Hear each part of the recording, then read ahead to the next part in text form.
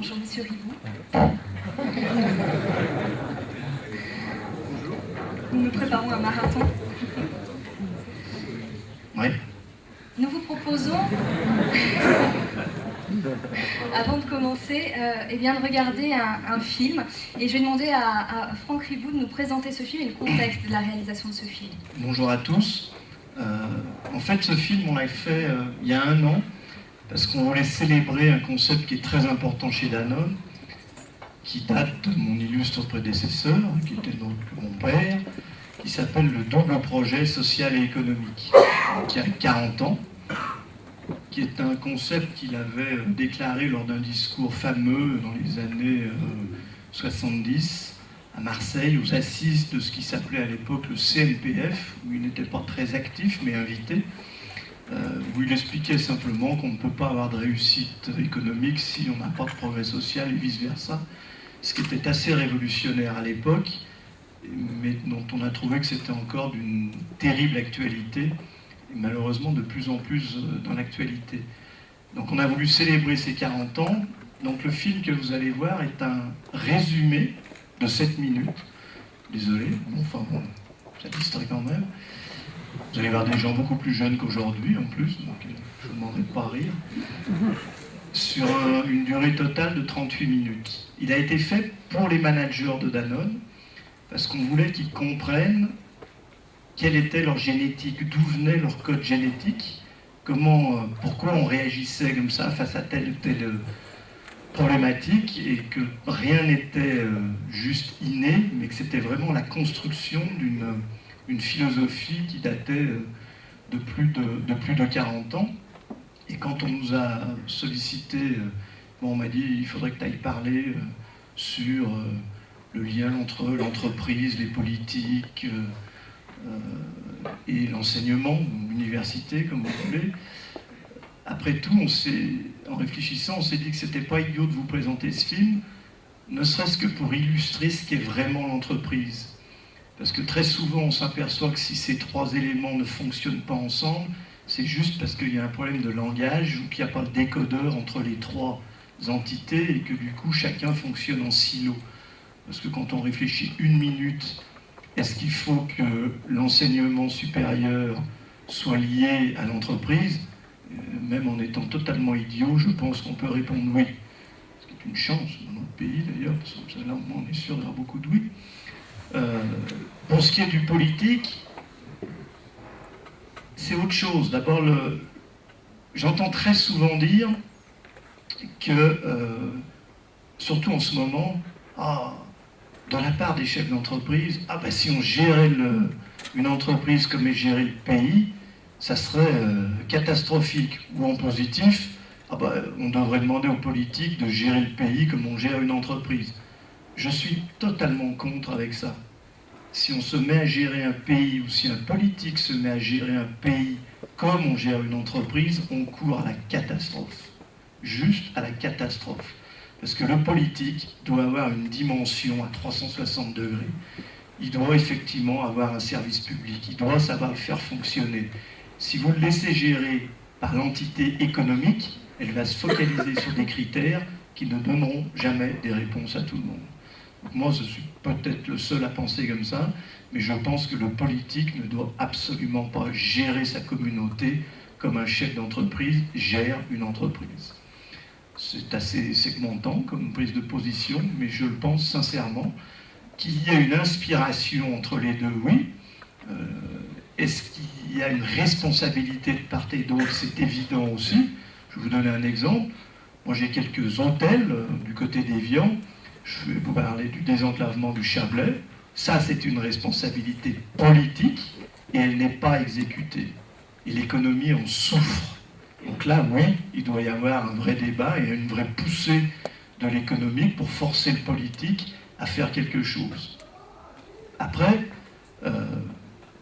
l'autre grande difficulté qui existe entre les deux, c'est la notion de temps. Il est évident que le temps de l'entreprise n'a rien à voir avec le temps politique, même si le temps politique, de temps en temps, s'accélère, puisque quelques échéances arrivent, quelles qu'elles soient. Donc là, c'est le bon moment pour que l'économique aille un peu demander 2-3 trucs. mais c'est le seul moment où on a une conjonction, une convergence des deux temps. Voilà, moi je voulais vous dire ces trucs-là en introduction. Je sais qu'elle a préparé 3 pages de questions, c'était tellement long que je ne les ai pas lues. Et puis surtout ensuite, ce qu'on a décidé ensemble, hein, c'est que si vous avez envie de me poser des questions, quelles qu'elles soient, pas quelles qu'elles soient d'ailleurs, j'y répondrai bien volontiers. Donc je vous laisse avec ce film pendant 7 minutes. On a une chance inouïe chez Danone, inouïe, parce que le passé est très proche. C'est une entreprise qui date des années 70, à l'échelle d'une entreprise, c'est rien. C'est 40 ans, c'est rien du tout. Et on a eu la chance en plus d'avoir toute cette histoire portée par 2 personnages extraordinaires qui étaient Antoine Riboud et Daniel Carasso. On est dans un monde depuis maintenant, on va dire, une 50aine d'années, qui bouge, qui évolue. Si on n'évolue pas, on est mort. Mais évoluer ne veut pas dire abandonner les choses. Il faut accepter ces changements, d'autant plus que les changements alors, font indéniablement partie de la culture du groupe Danone.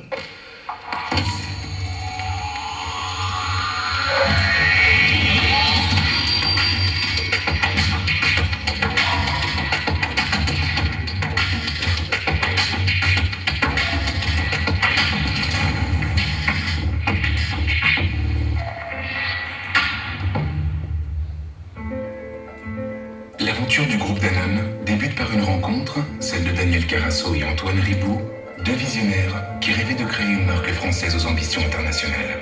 Daniel Carasso est alors PDG de Gervais Danone. Son père a développé à Barcelone en 1919 les premiers yaourts qui n'étaient vendus qu'en pharmacie et peu connus en Europe. Moi, j'étais le fils unique. Et quand il s'est agi de trouver une marque, eh bien, moi, quand j'étais petit, il m'appelait Danon, le petit Daniel. Donc, il a fait Danone, et c'est l'origine de la marque.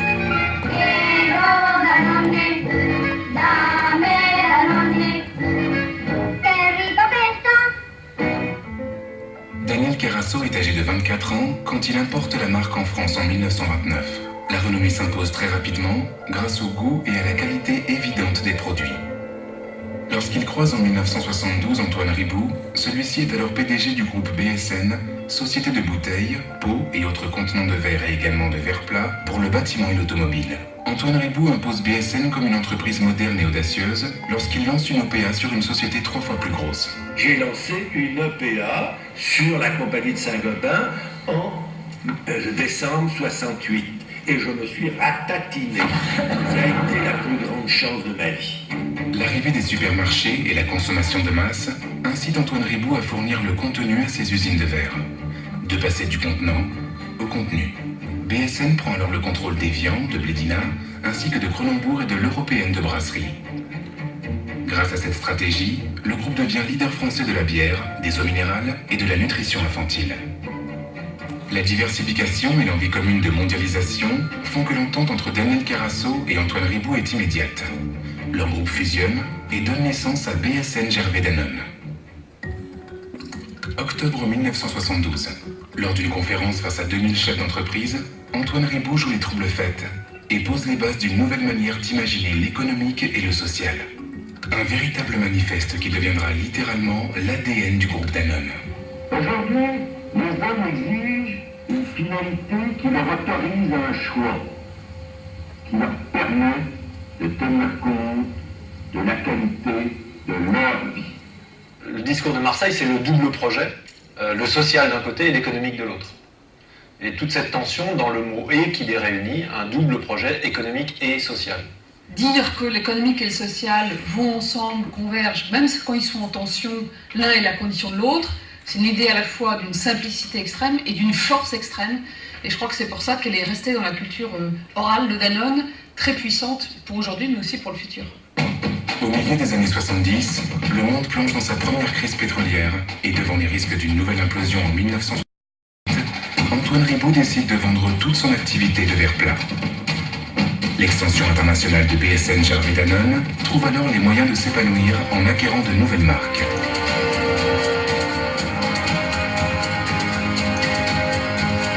Les années 80 voient le groupe implanter sa première usine en Chine et s'étendre sur l'Europe. Le monde bouge, Danone s'adapte, toujours avec audace. Alors que le mur de Berlin vient de s'effondrer et ouvre en grand les portes vers les pays de l'Est, BSN Gervais Danone se positionne comme 3e groupe alimentaire européen. Dans les années 90, BSN Gervais Danone change de nom et devient Danone, dont le nom est déjà connu dans 46 pays.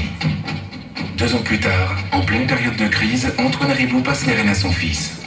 Franck, je te confie Danone. Donne-lui ton meilleur. À ton tour de te battre. Bah, moi, je te confie Danone, ça s'est traduit par je vends 60% du chiffre d'affaires de Danone.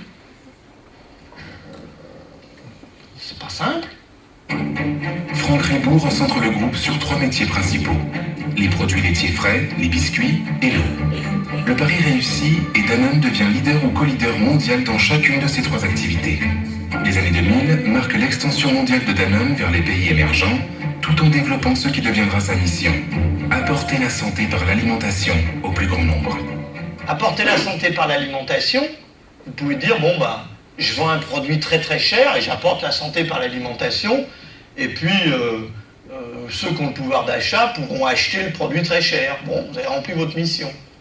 Et c'est beaucoup moins ambitieux qu'apporter la santé par l'alimentation au plus grand nombre. Danone conserve, développe et rachète les marques qui entrent dans ce cadre de santé. Et en 2007, le groupe finalise sa mutation en se séparant de la branche biscuits. Il rachète aussitôt Numico et devient leader mondial de la nutrition infantile et de la nutrition médicale. Durant cette décennie, Danone explore de nouvelles voies qui résonnent toujours avec le double projet économique et social. Le fonds Danone pour l'écosystème, qui soutient les acteurs locaux et le tissu économique, Danone Communities pour le social business, le fonds Livelihoods pour l'environnement ou encore Dan Cares qui répond à l'absence de couverture santé dans beaucoup de pays émergents. Aujourd'hui, ces pays, ils sont plus le futur du groupe, ils sont présents, et ils sont présents à la fois en termes de contribution à la croissance du groupe, et aussi, et c'est encore plus important, en termes de contribution à la profitabilité du groupe, et donc à ce qui permet de nourrir la croissance. Des tas de nouvelles géographies se sont installées, se sont imposées, des économies se sont développées. On prend l'exemple du Brésil, on peut prendre l'exemple du Mexique, de l'Indonésie, de la Chine et beaucoup d'autres. Et ça, en fait, c'est assez passionnant parce que ça veut dire qu'il y a des millions de gens qui maintenant consomment des produits Danone alors qu'ils n'en consommaient pas préalablement. Dans le même temps, Danone rachète Unimilk et devient leader des produits laitiers en Russie, puis fait de même en Afrique du Nord, en prenant le contrôle de la centrale laitière du Maroc. Le monde bouge, se transforme, et Danone s'adapte, évolue, cherche de nouvelles solutions, explore de nouvelles recettes, découvre de nouveaux horizons, se réinvente en permanence, grâce à ce quelque chose de spécial, cultivé depuis 40 ans. Je dirais que c'est presque éducationnel, pas simplement pour moi, mais pour aujourd'hui les 100 000 collaborateurs de Danone. Et surtout, on est convaincu de ce que j'ai dit en introduction. Donc, si vous n'êtes pas convaincu que l'un va avec l'autre, ça peut être un frein. Mais si vous êtes convaincu que les deux vont ensemble, ça devient un élément de votre génétique, de votre stratégie. Et c'est au contraire, ça devient presque un guide dans plein de situations, que ce soit lors d'une acquisition, que ce soit pour ouvrir un nouveau pays, que ce soit pour lancer un produit. Et du coup, ça devient même dans les situations compliquées, parce qu'elles existent. Parce que très souvent, on dit double projet social et économique. Alors, si je suis en train de faire un roadshow avec des financiers, on me parle du double projet humain et social. Et si je suis dans un conflit qui concerne une usine ou je ne sais quoi, on va me dire, avec votre projet économique et financier. Non. Le mot le plus important de ce concept, c'est le plus petit de la phrase, c'est « et ». C'est économique et financier. Mais nous savons que nous travaillons pour l'actionnaire, nous savons que l'entreprise doit aussi développer les talents, nous savons aussi que l'entreprise doit faire des profits. Un mot qu'on n'a même plus le droit d'utiliser en France. Parce qu'une entreprise qui ne fait pas de profit, ça ne s'appelle pas une entreprise. Ça s'appelle une ONG, ça s'appelle une œuvre de charité, et j'ai rien contre. Mais quand vous avez la responsabilité d'autant de personnes, votre première responsabilité est d'avoir les profits pour faire vivre l'entreprise, pour investir, pour la développer. C'est ça qui est très important. La vraie question, c'est de savoir ce qu'on en fait, pas du tout de les réaliser. Donc nous, on vit très bien dans cet univers-là, Et on essaye, c'est pour ça que je vous ai montré ce film, pour vous montrer que tout ça n'était pas naturel, qu'il fallait le répéter, qu'il fallait l'expliquer, parce que vous avez vu quelques responsables de Danone, ils sont pas très vieux, et ça va, et voilà, les générations suivantes arrivent, elles ne sont plus du tout franco-françaises, elles sont mondiales, donc il faut qu'on arrive à faire en sorte que cette génétique soit supérieure à la notion de pays, de passeport, et qu'il y ait vraiment une adhésion totale au monde Danone. Alors justement, vous faites un travail en interne pour ces valeurs et en externe. En interne, vous avez plusieurs exemples qui sont frappants. Danker, par exemple, pas beaucoup d'entreprises le font. Vous l'avez étendu, comme vous disiez, vous êtes mondial, vous avez étendu ce privilège qu'on a en France au monde. Oui, mais je ne sais pas si vous avez bien compris comment le directeur financier parlait de Danker. Ils vont le traiter vraiment en double projet social et économique. Et ça prend 1 minute à expliquer. On n'est pas dans le paternalisme. On est vraiment dans l'économique. Si vous êtes dans un pays émergent, vous n'avez pas forcément une merveilleuse université à côté de vos implantations industrielles, mais vous avez besoin d'ingénieurs, vous avez besoin de techniciens, vous avez besoin de gens qui savent faire tourner la ligne, et que vous les formez. La vision que les gens ont du pays émergent, c'est un pauvre pays. Non, un pays émergent, c'est un pays qui est excessivement dynamique, avec un appel à l'emploi qui est très très très très très fort, notamment quand vous commencez à être qualifié. La qualification passe très souvent par la formation que l'entreprise vous donne. En clair, il y a un turnover, une rotation du personnel qui est très forte, donc il faut arriver à développer une loyauté à l'entreprise. Et vous ne développez pas la loyauté à l'entreprise juste en la décrétant. Vous êtes obligé de montrer des signes qui vont toucher des fibres sensibles chez l'individu et qui, s'il est complètement honnête, va se dire « Attends, ils m'ont quand même beaucoup aidé, ils m'ont quand même formé, ils m'ont quand même soutenu, donc je ne vais peut-être pas zapper d'une entreprise à l'autre juste parce qu'on va me payer plus, etc. » Autre exemple sur Danker, mais une femme qui accouche dans un pays émergent, aujourd'hui, elle ne retrouve pas forcément son travail, puisque de toute façon, il y a plein de gens. Nous, on veut signifier qu'on veut prendre ça en charge aussi. Pourquoi? Parce qu'on compte sur toi. On t'a formé, tu as des compétences, tu es meilleur, donc reviens. T'inquiète pas, on garde et prends le temps qu'il faut aussi pour faire en sorte que tout se passe très bien. Autre exemple sur la santé, si demain vous avez un enfant, un bébé qui a une diarrhée, bon, en France, c'est juste, voilà, il y a 2 pilules, 3 machins, puis c'est réglé. Non, un enfant qui a une diarrhée au Bangladesh, c'est entre 30 et 40% de son immunité personnelle pour le restant de ses jours qui disparaît. Donc tout ce qui est lié à la digestion, tout ce qui est lié à la microbiote, fait partie des soucis. Donc quand on dit apporter la santé par l'alimentation, ça n'est pas que du marketing. Et ensuite, quand vous expliquez ça à des gens aussi intelligents que le prix Nobel de la paix, qui ne l'était pas encore, qui s'appelle Mohamed Younous, il comprend tout de suite, lui, il ne se demande pas. Et là, on revient à votre sujet d'aujourd'hui, il ne se demande pas, oh là là, est-ce que je mélange le grand capital avec... Non, non, non, non, ils sont pragmatiques. Oui, il y a un problème de santé publique par l'alimentation, Danone peut m'aider à le résoudre, on va faire un truc ensemble, ok, pouf, paf, puis voilà, c'est fait. C'est Danone Communities. C'est Danone Communities. Est-ce que vous pouvez nous en parler un petit peu plus de Danone Communities? C'est une Danone Communities, non, parce que moi j'en parle, j'ai l'impression que tout le monde connaît, mais bon. Danone Communities, c'est le fruit d'une rencontre. Vous avez vu un autre garçon ici, là, Emmanuel Faber, qui est un type ils sont tous très très intelligents, mais il est très profond, c'est-à-dire qu'il est vraiment dans ce double projet, mais à titre personnel. Et un jour, il me dit, non, d'abord, on avait une complexité à résoudre, je suis un peu long sur les réponses, mais c'est pas grave. Quand on attaque, entre guillemets, un pays émergent, moi j'ai toujours droit à la même présentation. Là, en l'occurrence, il s'agissait de l'Indonésie. On me dit, Franck, on a tout regardé, c'est impeccable, on peut lancer Activia, vous voyez, en Indonésie, parce que la population cible, j'essaie de prendre des trucs bien techniques, bien forts, et la population cible doit faire à peu près 80 millions, donc c'est déjà intéressant, même si vous avez 250 millions d'habitants en Indonésie, sur à peu près autant d'îles, mais c'est fantastique. Alors en plus, les marges vont être bonnes parce que les coûts logistiques vont être faibles, parce qu'ils habitent tous à Jakarta, donc c'est super, c'est fantastique. Je dis ouais, c'est vachement bien. Puis ouais, je lève la main, je dis, puis on fait quoi avec les 200 millions qui restent là? Parce qu'on a une mission. C'est pour ça que dans le film, je dis au plus grand nombre, apporter la santé par l'alimentation, je pense que tout le monde a compris.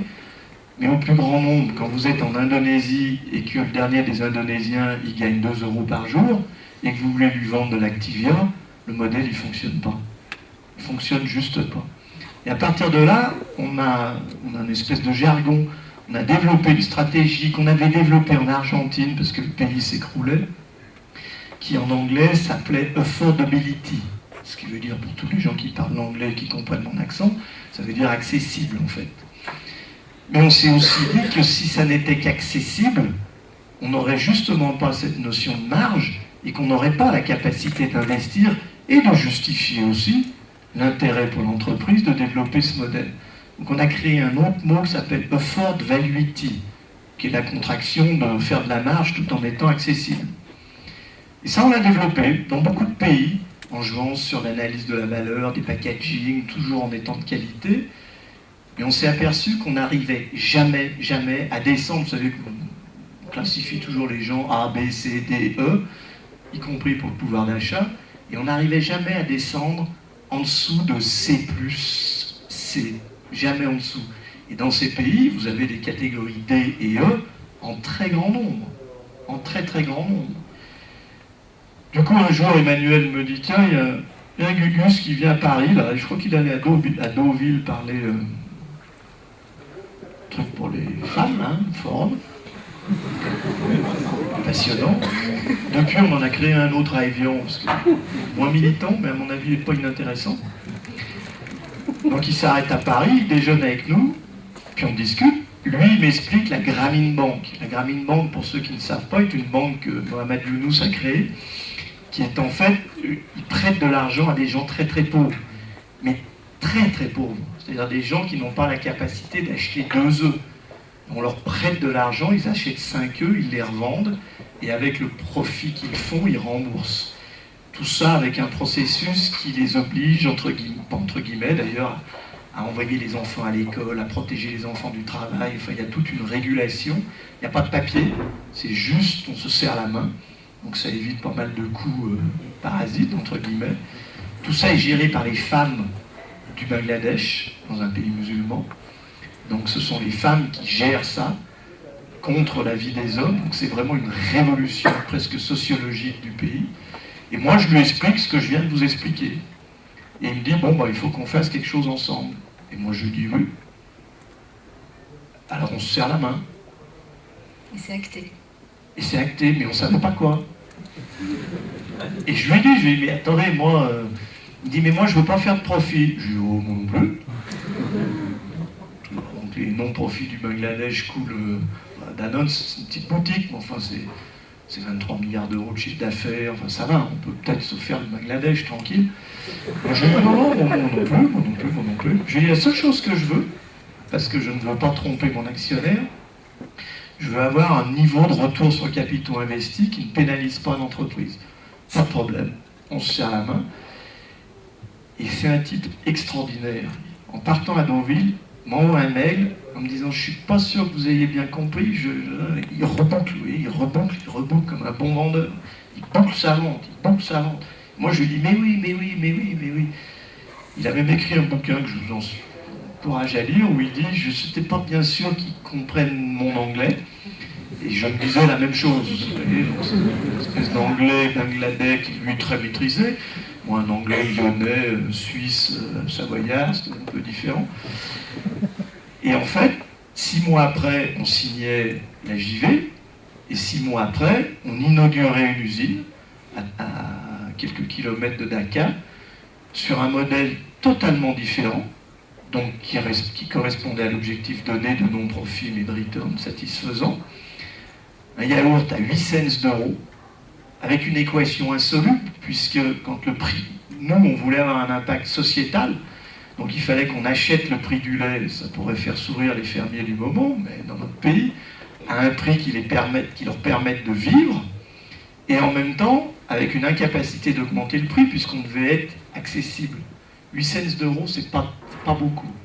Au début, on avait essayé de lui parler des biscuits, parce qu'à l'époque, on les avait encore. Elle nous a dit, non, attendez, mais moi, je veux la Rolls-Royce, je veux pas le biscuit, ça existe chez moi, donc je veux le vrai produit, celui qui a une action sur la flore intestinale, etc., etc. Et on a démarré comme ça. On a dû réinventer des modèles, réinventer des structures d'achat. On a dû réinventer même le pack. Pourquoi? Parce que le Bangladesh est 50% du temps sous l'eau. Et là-bas, il n'y a personne qui ramasse les poubelles. Donc c'est le premier pays où on a mis en place un pot de yaourt, entre guillemets, biodégradable, même si on sait que le biodégradable qu'on utilise n'est pas bon, puisqu'il est fait à partir de matières qui sont consommables par l'être humain. Donc on se méfie beaucoup de cette technologie plastique consommable, végétale, parce que, après, enfin, je rentre dans d'autres choses, mais il faudrait qu'on parle des OGM après. Donc c'est le premier pays où on a développé ça, on a trouvé des nouveaux fournisseurs, des nouveaux circuits de distribution, et vous voyez, même là, circuits de distribution, on a utilisé les mêmes que Grameen Danone, à savoir des femmes qui partaient le matin avec des petites sacoches réfrigérées, parce que chaîne du froid, de, on va dire, 15-20 kilos de pots de yaourt unitaires. Bah, ça n'a pas fonctionné. Pour une raison, on est complètement con, on n'y avait pas pensé. Mais c'est pas parce que vous êtes très pauvre que la pénibilité n'est pas à prendre en compte. Quand vous portez 50 cartes de téléphone que vous vendez, la pénibilité est faible. Quand vous portez les 25 kilos, là, porte à porte, de village en village, c'est pas du tout la même histoire. Donc il a fallu revisiter aussi tout ce process-là, en amont sur l'usine, faire de la biomasse pour l'énergie, etc., etc. Donc ça a été un projet tellement bien qu'on a décidé de créer un fonds qui s'appelle Danone Communities pour développer le social business, qui est vraiment la vocation de Mohamed Younous. Et puis aujourd'hui, on est à la tête d'une quinzaine de projets. Le Bangladesh, on est en train de construire la deuxième usine. C'est la laiterie du Berger au Sénégal. C'est 1001 fontaines au Cambodge. On utilise pour ça les forces vives de Danone, puisque on est très très vieux en Europe à partir de 50 ans. Donc il y en a plein qui ont arrêté, mais on continue. Donc ils donnent leur temps, ils ont beaucoup de compétences. On crée une vraie communauté et ça fonctionne très très bien. Puis ce faisant, on a découvert qu'effectivement, si on relisait le texte d'Antoine Riboud, mon père, où il expliquait que l'entreprise ne s'arrêtait pas aux 4 murs, mais qu'elle avait un vrai rôle local à jouer, on a créé un autre fonds qui s'appelle Danone Écosystème, où chaque patron de business unit doit présenter un projet à un conseil, à un board, dans lequel vous trouvez, sans donner de nom, Pascal Lamy, ancienne dirigeante de la CFDT, etc., etc., qui évalue avec nous les projets et qui décide si oui ou non l'impact local, sociétal est fort. On a un projet que vous connaissez, dont on parle beaucoup, qui s'appelle ETG. Il y a peu pas de quoi je veux parler, pas forcément d'ailleurs, je parle de la bonne version. Le fonds Danone Écosystème aide à la formation des jeunes, parce que les gens de la CEAT, des activités hôtelières à Évian, ont présenté ça. Vous avez aussi quelque chose qui s'appelle Pousse d'avenir, qui est connu, qui est aussi développé et soutenu. Alors on n'en parle pas beaucoup de tout ça, parce qu'on n'a pas envie, on est peut-être très inquiet, je ne sais pas, mais on n'a pas envie que les gens aient de la suspicion sur ce qu'on fait. Que ce soit mal pris. Et mal pris, c'est très franco-français. Mais après tout, on s'en fout. Nous, on sait ce que ça fait, on sait les objectifs que ça atteint, on sait comment ça développe. Juste pour vous donner un exemple, il existe chez Danone la participation et l'intéressement. Au siège, et vous savez, vous n'avez pas le droit de libérer la participation sans respecter quelques règles. Au siège, 60% des salariés de Danone ont versé tout ou partie de leur participation et de leur intéressement au fonds Danone Communities. Donc c'est pour ça que moi, quand on me dit il n'y a pas d'espoir, tout est foutu, tout est pourri, tout est... Ben non, je pense pas. Je pense que on fait sûrement des conneries, on fait sûrement des choses mal. De temps en temps, on prend des décisions violentes qui font souffrir des gens, mais on essaie de le faire le mieux possible. Et à côté de ça, on sait que l'entreprise peut avoir un rôle beaucoup plus grand. Je ne vous parle pas de l'environnement, qui est le dernier fonds qui est là, qui s'appelle Livelihoods. En fait, quand il y avait toutes les discussions sur les taxes CO2, nous en plus on était très attaqués. Je vous prends ça comme exemple. La bouteille, la fameuse bouteille, la bouteille en plastique, l'eau, etc. Au passage, l'eau, de toutes les eaux qui sont dans les bouteilles d'eau, ça représente 0,0 quelque chose de la consommation d'eau. Consommation d'eau, il ne faut pas chercher, c'est l'agriculture, à 70%. Point final. Point final. Ayant dit ça, on est quand même attaqué. On se dit, on fait quoi? Sans parler du fait que c'est du PET, donc c'est 100% recyclable, parce que ça se brûle, et que si vous l'enlevez d'ailleurs de l'incinérateur à déchets, il va falloir mettre de l'énergie à la place, hein, parce que c'est comme le barbecue, c'est de l'énergie pure, ça. Mais ça fait rien, on continue, on s'est dit, on va le faire pour toutes nos marques, on va faire le bilan CO2 de toutes nos marques. Toutes. Et en l'espace de 8 ans, on a réduit de plus de 35% l'impact CO2 de toutes nos marques dans le monde entier. Quand vous buvez Evian, l'impact CO2 c'est 0. Il doit bien y avoir quelques ingénieurs dans la salle. C'est impossible. Toute activité humaine, y compris celle qu'on a ici, a un impact CO2. Si ce n'est qu'on s'est créé notre propre taxe CO2. C'est-à-dire qu'on est allé sur un projet complètement fou, replanter des millions de mangroves. Vous voyez, le mangrove, c'est une espèce de plante qui pousse dans des zones humides. Alors on a appris ça parce qu'on est aussi l'entreprise qui aide un truc qui s'appelle la Convention de Ramsar sur la protection des zones humides. Donc on a compris que le mangrove avait une capacité à capturer le CO2 quand il était à maturité qui était très forte.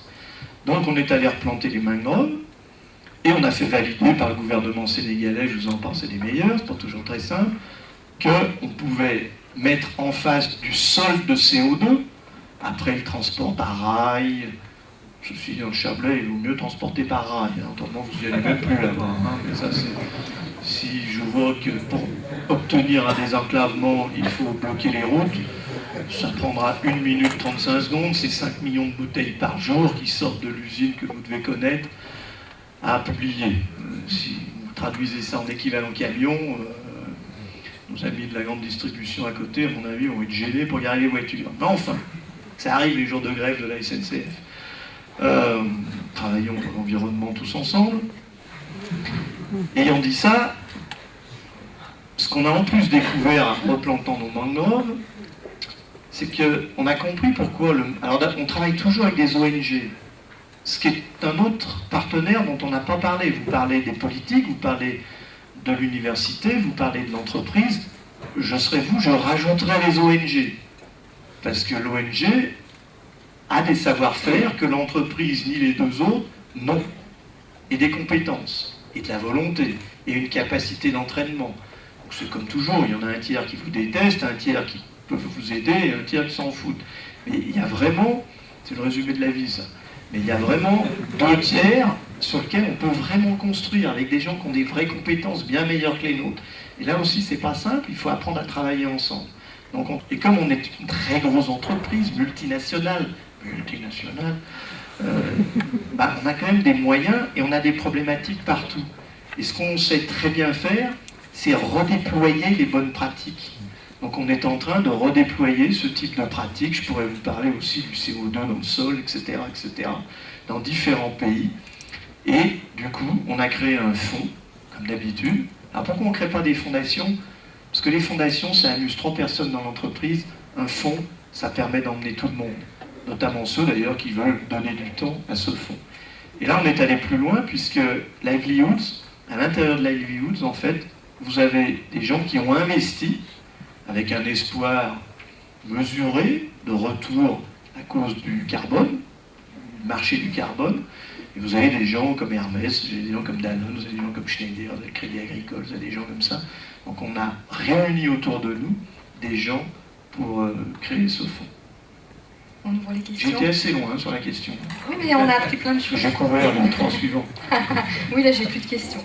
Pendant que les questions se préparent, vous pouvez dire 2 mots sur les OGM, vous l'avez promis. Oui, j'avais promis.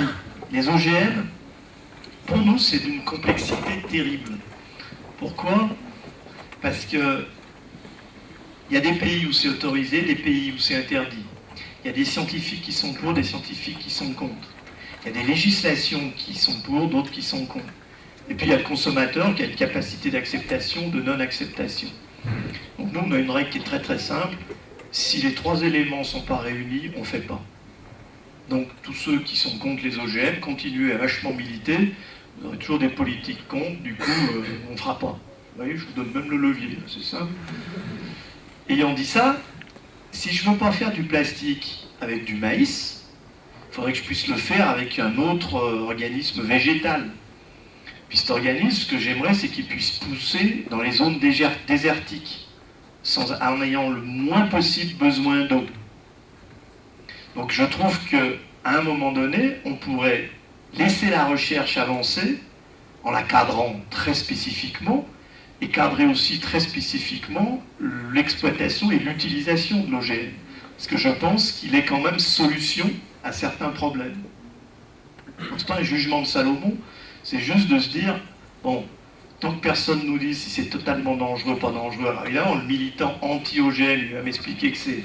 Mais pourquoi je le crois, lui, si j'ai des gens dont c'est le métier, la compétence et la science qui m'expliquent que ça ne l'est pas. Donc c'est ça la difficulté aujourd'hui. Par contre, je pense que faire pousser des trucs là où ça ne pousse plus en n'utilisant pas d'eau peut être quelque chose d'intéressant pour la planète.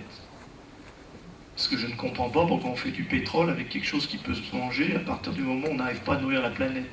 Et que du coup, on se prend les pieds dans le tapis parce qu'on utilise pour avoir beaucoup plus d'intensivité des OGM pour faire pousser les trucs. Donc il y a un moment donné, je trouve qu'il, là encore, il faudrait arriver à mettre toutes les familles autour d'une table avec un objectif clair pour prendre la bonne décision par rapport à des enjeux de dans 20 ans, de dans 40 ans, de dans 50 ans, pas des enjeux politico-politicards du moment. Ça me paraît pas être la bonne démarche. Mais pour le moment, je m'occupe de Danone. Pas du reste. Bonjour, Marcel Legravo, je suis conseiller du commerce extérieur et donc le thème de la conférence c'est sur les territoires. Donc je voudrais savoir, bon, on parle au niveau national d'une balance commerciale déficitaire, d'une industrie qui est difficile à développer ou à redévelopper, et je voudrais savoir votre politique en faveur des Savoies pour renouveler le tissu économique. Moi, je peux en parler que concrètement. J'ai investi l'année dernière plus de 8 millions d'euros dans un golf. Je suis en train d'investir plus de 110 millions sur une usine d'eau embouteillée. J'investis 80 millions dans un hôtel, l'hôtel Royal à Évian. Voilà, je pense faire ce qu'il faut. J'ai investi en parallèle pour aider des jeunes à arriver à faire leur carrière de football. J'ai investi dans un tournoi de golf, ça paraît être complètement anodin, mais simplement il est en septembre maintenant, donc ça prolonge d'à peu près 3 semaines l'activité touristique dans cette zone. Donc voilà comment moi je vois, et là vous avez une réponse de chef d'entreprise, c'est-à-dire qu'elle est pragmatique, elle est pas oh là là, c'est la merde, c'est le bordel, c'est foutu, on va pas y arriver, les déficits, les mêmes gens d'ailleurs, les mêmes économistes qui parlent de tout ça étaient ceux qui disaient qu'en 2008 ça serait réglé en un an. Moi, vous savez, en 2008 j'ai fait l'hypothèse publique, de dire on est dans la merde pour 10 ans. Et je vais vous expliquer pourquoi, parce que mon métier n'est pas d'être visionnaire, mon métier est de faire des hypothèses pour essayer de prendre la moins mauvaise décision. Si vous dites qu'il y en a pour un an, quand vous êtes chef d'entreprise, faites le gros dos. Un an, prenez le coup. Si vous dites que c'est pour 10 ans, vous êtes obligé de passer à l'action. Ça change complètement le mindset des gens qui vous entourent. Par contre, si ça dure qu'un an, c'est sur le gâteau, hein, c'est pas le problème. Donc moi aujourd'hui, je pense qu'on prend les bonnes décisions indépendamment d'un contexte général défaitiste. Et je dis exprès défaitiste, parce que c'est pas un mot économique. Et pourquoi on le fait? Parce qu'on pense que c'est notre responsabilité. Si on ne le fait pas, alors là tout fout le camp, c'est pas possible. Après, à nous de nous battre pour continuer à penser qu'on peut continuer à développer l'eau d'Évian, et on a des projets, ça pas mal d'ailleurs, qu'on peut continuer à développer les activités touristiques. Et pourquoi je m'énerve sur la route et le désenclavement du Chablais? Parce que je pourrais envoyer la question à pas mal de gens en leur disant: vous faites quoi? Vous attendez quoi? Les 2 hôtels, le casino, le golf, en saison, c'est plus de 1000 emplois. Plus de 1000 emplois. Si c'est pas le petit Ribou qui est à la tête de Danone, je ne suis pas convaincu que ça subsiste. Parce que je vous rassure, la rentabilité est proche de moins quelque chose. Donc on est vraiment dans un acte de se dire c'est notre responsabilité. Simplement, le fait de ne pas avoir de route, c'est entre 20 et 25% de chiffre d'affaires en moins. Donc je ne vous parle même pas d'accident ni rien. Et tout le monde s'en contrefout. Voilà. Donc vous êtes au commerce extérieur, faites quelque chose. Faites quelque chose. Ne me parlez pas de la difficulté du moment, de la grande, de la crise, des taux d'intérêt. Ça, c'est pas à moi de gérer ça. Moi, je sais que j'ai plus de 1000 emplois en saison au fin fond du Chablais. Et que quand vous voulez faire Genève, aéroport, Évian, maintenant vous partez 2h30 avant. Sur un week-end qui dure normalement 2 jours, même en France. 2 heures à l'aller, 2 heures au retour, à partir de jeudi soir. Hein. Moi, c'est ça mon problème. Donc mon problème n'est pas de dire que tout va mal. C'est pas mon sujet. Moi, mon sujet, c'est de m'adapter. Et c'est là, pourquoi je dis que ces rencontres sont bien, parce qu'elles sont locales. Et que je pars du principe que quand les choses sont décentralisées, prises localement, il n'y a pas besoin de se raconter des conneries. On sait tous, Jean-Luc, il est maire d'Annecy, il connaît les problématiques d'ici. Francina, il est mort d'Évian, il les connaît. Et c'est pas de la politique, ça. Ce serait pareil si c'était de gauche ou de droite. Les gens, ils connaissent les problématiques, ils aiment leur territoire, ils ont envie de se battre pour. Bon, dans le même sens, il faut peut-être un peu le réduire, le territoire, enfin réduire les différentes couches. Tout le monde. J'ai écouté un monsieur que vous connaissez tous l'autre jour, qui s'appelle monsieur Attali. Bon, bah c'est clair ce qu'il dit. Il dit tout le monde connaît les solutions. Tout le monde. Tout le monde. Il n'y a pas un politique en France qui ne connaît pas les solutions. Il y a juste à faire. Et voilà, chacun son métier. Maintenant, localement, moi, mon métier, ouais, c'est d'attirer l'attention sur les infrastructures, d'attirer l'attention sur la formation, d'attirer l'attention sur mes besoins, comme les besoins des gens de la vallée de l'Arve, comme les besoins des gens d'Annemasse, comme etc., etc. Et c'est pour ça qu'il faut qu'il y ait des dialogues entre tout le monde. Maintenant, précisément à votre question, je vous ai donné les chiffres. Bon, sur une région comme la Haute-Savoie, ça me paraît pas mal. Au passage, c'est l'endroit où on investit le plus au monde. Alors c'est cette année, hein.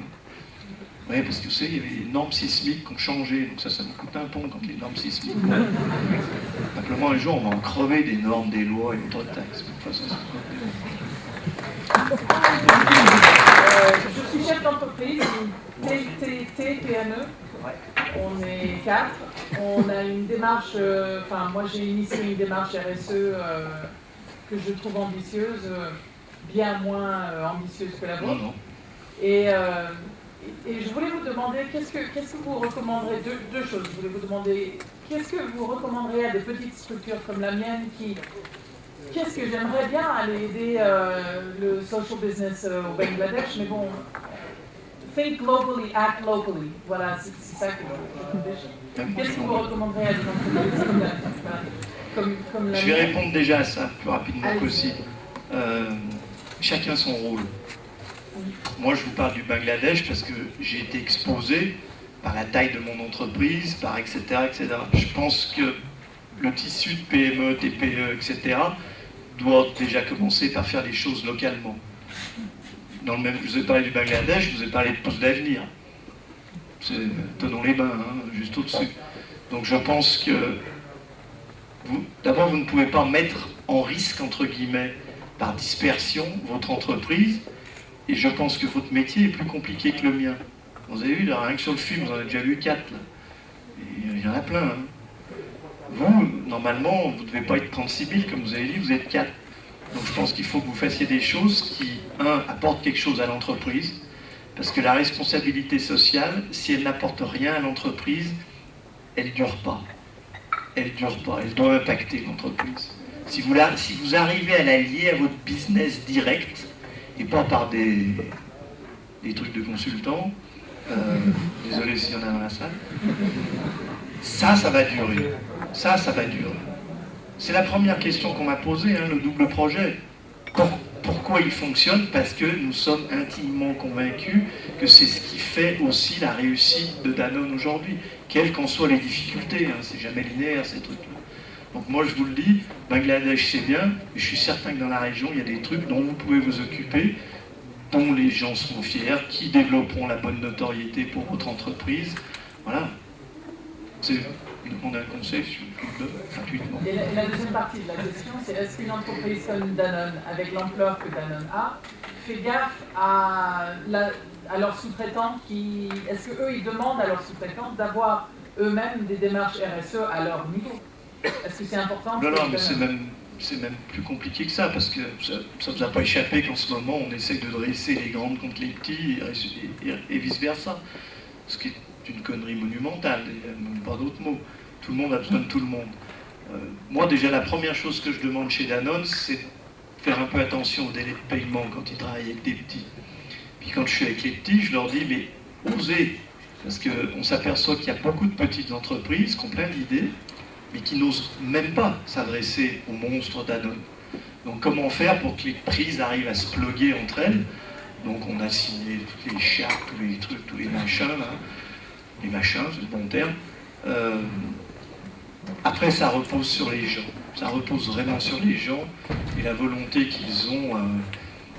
J'ai fait supprimer une règle dans certains domaines, dans le domaine du service en France, parce qu'il y avait une règle chez Danone qui était, quand une boîte de service veut travailler avec Danone, on doit lui demander son bilan parce qu'il faudrait éviter que Danone ne soit une trop grosse proportion du chiffre d'affaires de la TPE ou de la PME.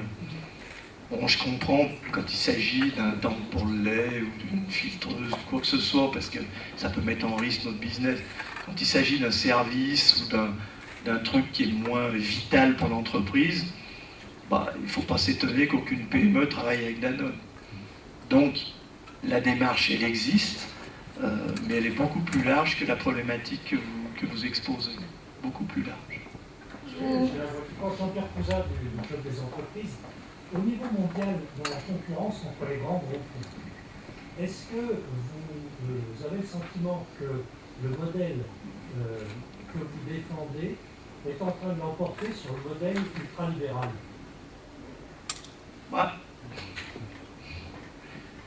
J'aime pas les mots. Moi, je défends aucun modèle. J'ai été élevé par quelqu'un qui m'a expliqué que ça devait fonctionner comme ça. Donc je ne sais pas faire autre chose.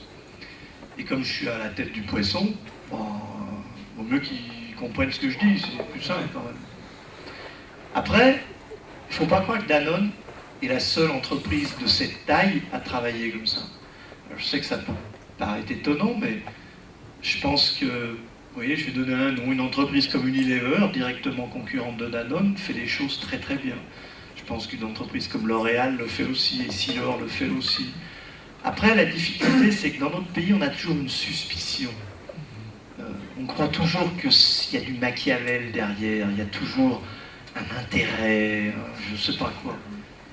Quand vous discutez avec des gens comme Mohamed Younous, et je vais vous raconter une anecdote pour que vous compreniez bien, un jour, je faisais une conférence de presse avec lui, et puis on lui demande, c'est au Bangladesh, et comme il avait dit qu'on ne faisait pas de profit, un journaliste lui dit, mais c'est anticoncurrentiel. Puisque les autres, ils doivent faire du profit, vous n'avez pas besoin d'en faire. Et il a répondu, mais pas du tout. On n'a pas dit qu'on n'en faisait pas. On a dit qu'on réinvestissait tout. Mais tout le monde a le droit de faire pareil. C'est vrai, c'est logique. En France, vous ne pouvez pas avoir ce type de réponse. Ensuite, l'autre chose, c'est que ultralibéral, oui, moi je ne suis pas un ultralibéral, mais c'est toujours pareil, tout est dans les équilibres. Et en même temps, je vous dis, j'ai l'impression qu'on est quand même un peu ultra pompidolien en ce moment. C'est vrai, c'est compliqué. Beaucoup disent qu'il faut réduire l'épaisseur du code du travail. Je ne pense pas. Le code du travail, c'est le résumé de tas de conflits, de tas de choses, de tas de problématiques. Il faut qu'on voit comment on arrive à éviter qu'il y ait la guerre des tranchées et une exploitation pas bonne par telle ou telle personne de ce code. C'est tout. J'entends dire qu'il faut supprimer les lois aux roues. Moi, je suis totalement pour. Parce que je trouve normal qu'à un moment donné, vous soyez dans l'obligation d'exprimer auprès de vos salariés votre stratégie, votre politique, parce qu'on s'aperçoit que quand ça pète, c'est parce qu'il n'y a pas eu dialogue. Et ça ne veut pas dire qu'il n'y a pas eu physiquement dialogue. C'est aussi parce qu'il n'y a pas le décodeur. Parce que le vrai langage est le langage économique, c'est pas le langage politique. C'est le langage économique. Le dogme et la politique, ça vient après. Mais on a cette vision, et je pense sincèrement pouvoir dire que c'est pas unique à Danone. Je pense qu'il y a beaucoup d'entreprises qui ont ce type de démarche. Après, la différence, elle se fait sur le caractère des hommes et des femmes. C'est que ça. Moi, j'ai eu la chance, je pense que c'est une chance d'avoir reçu cette éducation. J'ai discuté récemment avec un grand chef d'entreprise, un grand chef d'entreprise français, parlait de management. Et je l'ai écouté, parce que j'étais invité à parler dans la convention de cette entreprise, et je me suis aperçu que je mettais les deux pieds dans le plat, parce que toute la théorie du management de cette entreprise était de dire, management, ça doit être organisé, structuré, encarté, etc. Et moi, je ne savais pas ça, je lu le truc avant, et on me pose la question, et je réponds, alors moi, le management, c'est 100% émotionnel. J'ai fait un tabac. Je pense que si je cherche un poste, je suis élu. Et je suis convaincu de ça. Je pense que le management, quelle que soit la taille de l'entreprise, est et doit rester émotionnel. Ça veut dire que c'est fait avec les tripes, ça veut dire qu'il y a des gens qui s'arrachent, ça veut dire... Dès que vous commencez à tout classifier, à tout réguler, comme pour le pays, ça devient invivable. Je crois qu'à un moment donné, il faut avoir un peu de courage. Il faut avoir un peu de courage. C'est pas toujours la faute de Bruxelles. Parce qu'à force de dire que c'est la faute de Bruxelles, ouais, on n'y croit plus. Alors que vous demandez à un gamin, demandez à un enfant de 12 ans, exemple vécu, il se trouve que j'en ai un de 12 ans, qui écoute la télé, puis qui écoute un parti politique un peu extrême s'exprimer sur l'Europe.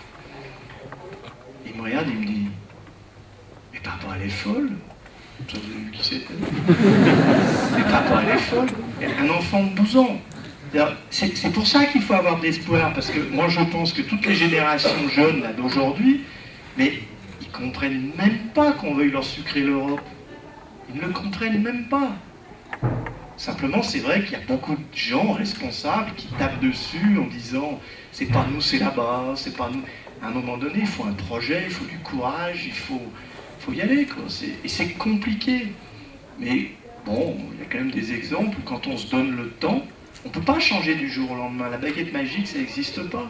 Mais il faut donner de la perspective, il faut montrer qu'il y a un chemin et on peut y arriver, que c'est pas parce qu'on aura supprimé un département que c'est la fin du petit cheval. Non, c'est pas vrai. Maintenant, est-ce que ça fait faire des économies? Même ça, c'est pas le bon angle d'attaque. C'est pas le bon moment. L'angle d'attaque de l'économie, c'est pas le bon. C'est l'efficacité globale qu'il faut regarder. Est-ce qu'il y aura un meilleur service? Est-ce que les gens vont suivre? Est-ce qu'ils vont comprendre? Est-ce qu'on rentre dans la modernité?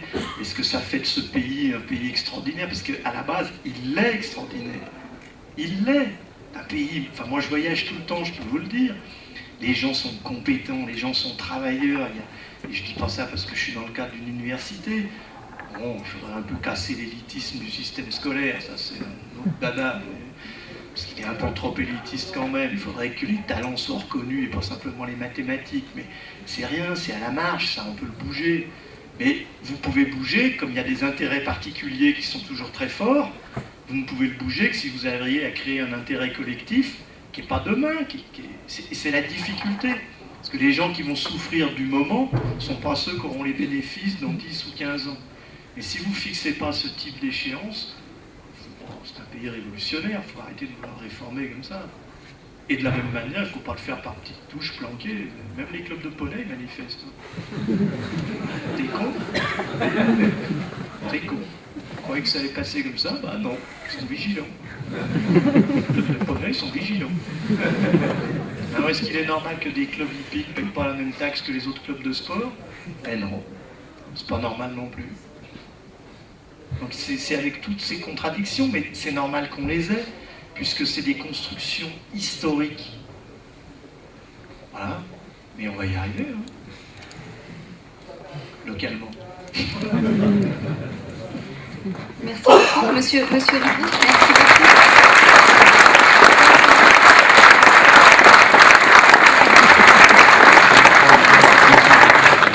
Est-ce que vous voulez un petit mot pour... les 50 questions. Non.